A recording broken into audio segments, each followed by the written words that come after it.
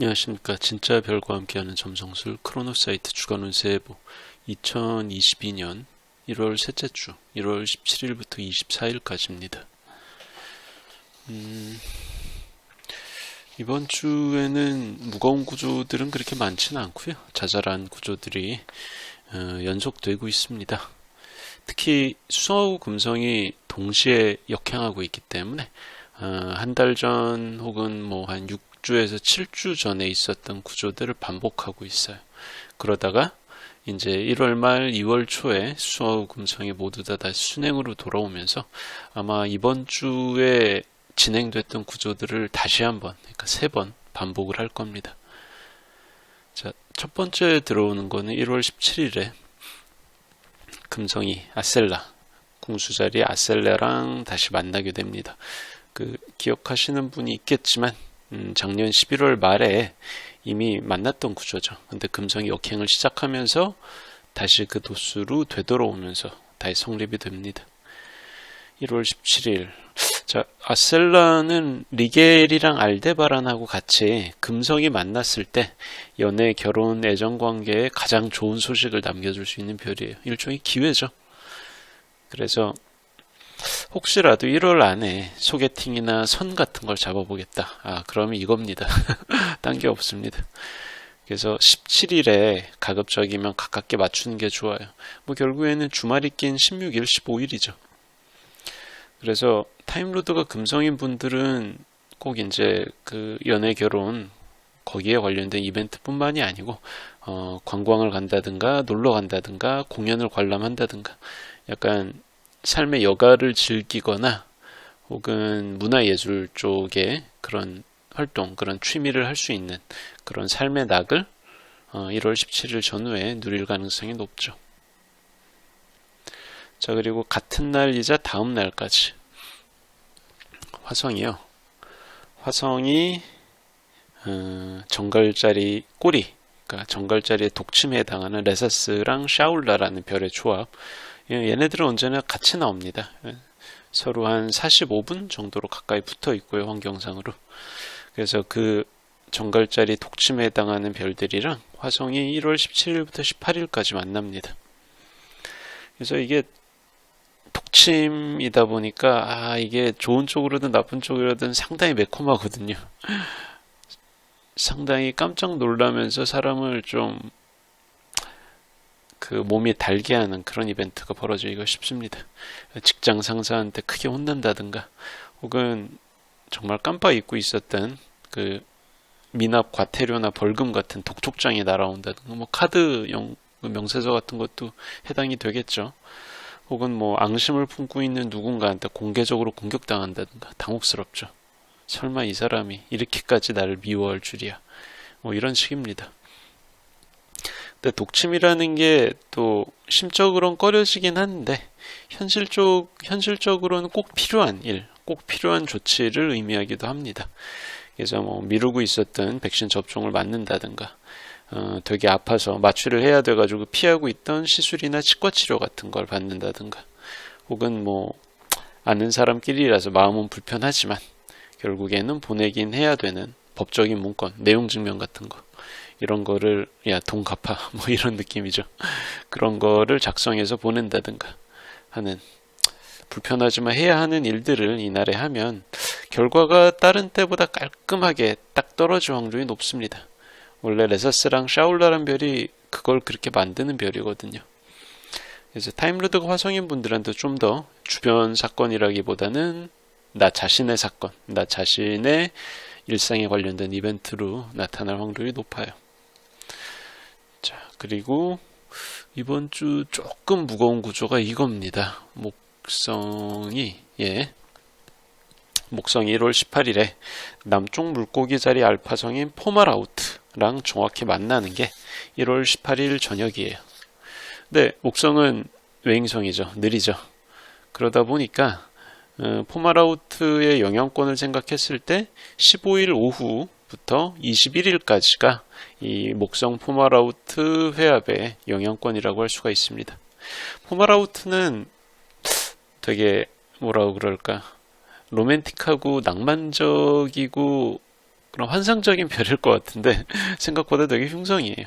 그래서 알려진 것보다는 되게 흉성에 가까운 게 이 별입니다. 그러면서 사기와 표리부동을 나타내는 별이죠. 그래서 과히 그렇게 뭐 낭만적이지 않아요. 숨겨져 있는 어떤 함정 같은 것도 많고, 근데 그러한 포마라우트랑 만나서 그나마 긍정적으로 이벤트가 표현될 수가 있는 게 이번처럼 목성이랑 포마라우트가 만나는 구간입니다. 그래서 해서 좋은 거, 타인에게 선의를 품고 다가가서 뭔가를 베푼다. 요걸 하기에 가장 적합한 날입니다. 그러니까 자선, 봉사, 기부 요런 거를 행해서 나도 좋고 남도 좋고라는 결과로 이어지기에 참 좋아. 그러니까 되게 적합한 날이죠. 그러니까 좋은 일을 부각시켜서 기념하고 경축한다.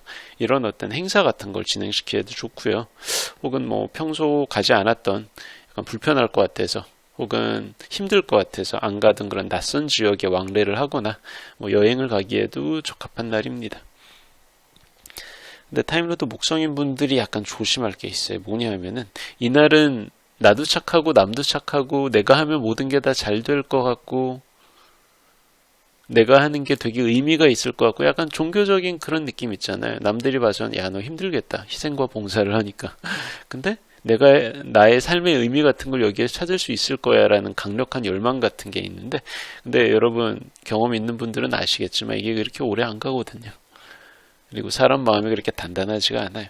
그래서 목성 포마라우트가 상징하는 것들 중에 약간 부정적인 게 뭐냐면 근거 없는 낙관주의입니다. 그래서 어찌됐든 좋은 일일 거야. 어찌됐든 다 잘 될 거야. 어찌됐든 삽질인 것 같아도 도움이 될 거야. 뭐 이런 약간 좀 근거 없는 잘 될 거야. 그런 주의가 있습니다. 그래서 그러다가 무슨 일이 벌어집니까? 선뜻 손이 가지 않을 정도의 액수를 잘 될 것 같아서 크게 투자한다든가 아니면 되게 내가 착한 일을 하는 것 같아서 그 좀 힘들어 보이는 사람들한테 쾌척을 한다든가 했다가 나중에 사실은 그게 아니었구나. 투자가 실패하거나 사실은 이 쾌척받은 사람들이 그렇게 힘들지 않다는 거를 나중에 알고 배신감을 느낀다거나 그러니까 이렇게 후회하는 일이 생길 수가 있어요. 자, 그렇기 때문에 타임로드 목성인 분들은 지출이 이때 하는 지출이 이때 말하자면 내 주머니에서 나가는 것들의 규모가 너무 커지지 않게 조심할 필요가 있습니다. 그리고 또 이런 때일수록 포마라우트의 나쁜 앞면이죠. 돈 뜯어내려는 사기꾼들이 붙을 수가 있어요. 되게 쉽게 붙습니다. 그러니까 이거는 뭐 스팸, 보이스피싱 이런 식으로 하는 게 아니고 협박 같은 게 아니고 뭐 달콤한 언변 같은 거 있잖아요. 그리고 사람을 자기 기분에 취하게 만드는 어떤 환경, 그런 분위기 이런 걸 잘 쓰거든. 그래서 그런 거에 자기 자신이 취해서 넘어가지 않도록 신중하게 대응하는 게 좋습니다. 최소한의 조심성 같은 건 남겨둬야죠. 자, 그리고 그 다음 날에 어떻게 보면 세 번째 주에 가장 알짜가 사라졌죠. 자, 가장 유의미하고 무거운 구조라고 할 수가 있는데요. 1월 19일에 천왕성이 순행 정지합니다. 19일 이른 새벽에 금오궁 10도 후반에서 천왕성이 정지를 하면서 역행해서 순행으로 방향을 바꿉니다. 자, 이거의 유효기간은 전후 3일 정도, 1월 16일부터 한 22일까지가 천왕성 정지가 효과를 발할 수 있는 구간입니다. 그래서 세회 삼행정 중에서도 천왕성의 키워드는 그렇게 다양하지도 않고 되게 일관적이고 뚜렷하죠. 가장 파워풀한 건 명왕성이야. 이거는 부정할 수가 없습니다. 광범위하죠. 파급 효과가. 근데 명왕성은 생각보다 의미 영역이 되게 다양하거든. 근데 천왕성은 그렇게 다양하지 않아요. 되게 뚜렷해. 큰 키워드 몇 가지 정도이고요. 거기에서 크게 벗어나진 않습니다. 그래서 개인 차원으로 벌어질 수 있는 일은 자동차, 열차, 선박, 항공기처럼 탈 것에 관련된 사고 같은 게 잘 벌어지니까 그런 걸 주의할 필요가 있고요. 그리고 또 이별, 단교, 단절 이런 게 있죠. 그래서 가깝게 지내던 사람이나 그리고 친밀하게 내가 포함되어 있던 그런 집단하고 정말 별거 아닌 사소한 걸로 갑자기 사이가 틀어져서 찢어지는 그런 일이 벌어지기가 쉽기 때문에 이날 전후일수록 언행에 좀 더 신중을 기하는 게 좋습니다. 그리고 천왕성이 좀 딴 얘기긴 한데 약간 첨단 기술, 혁신, 그리고 특허권이나 무형의 권리 같은 거 있죠. 지적 재산권 같은 걸 담당하거든요. 그래서 거기에 관련된 어떤 사건들이 갑자기 역행해서 순행으로 간다는 건 반전한다는 거잖아요. 그래서 엎어질 줄 알았던 게 갑자기 다시 살아나거나 아니면 순조롭게 진행될 것 같았다가 갑자기 엎어지거나 이제 이런 게 어디에서 발생하겠어요? 산업계나 경제계, 금융계 이런 부분에서 발생하기 때문에 약간 무형의 권리, 특허나 지재권 관련으로 뭔가 자신이 예상하고 있던 흐름이 있고 거기에 투자를 해두셨으면 그게 이때 약간 뒤집힐 수 있다는 거를 염두에 두셔야 됩니다. 자, 그리고 그 다음 날에 금성이 더 역행하면서 1월 20일이죠. 궁수자리 눈키랑 다시 만납니다. 자, 아셀라랑 만났다가 3일 후에 다시 눈키랑 만나요. 원래 아셀라랑 눈키는 1도 정도밖에 떨어져 있지 않기 때문에 근데 왜 이렇게 3일이나 차이가 났냐?